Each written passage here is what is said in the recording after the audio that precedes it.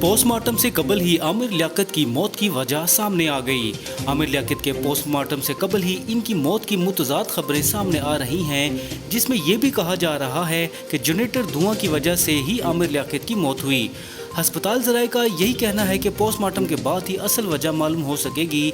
ज़राए के मुताबिक आमिर लियाकत की मौत की वजह जानने के लिए अभी तक इनका पोस्टमार्टम नहीं किया जा सका, जिसकी एक बड़ी वजह इनके बेटे भी हैं। ख़ानदानी ज़राए का कहना है कि आमिर लियाकत के साहबजादे की लंदन से वापसी तक पोस्टमार्टम न करने का फैसला किया गया है। आमिर लियाकत की जस्द खाकी को जिन्ना अस्पताल से छिपा सद खाने मुंतकिल कर दिया गया है।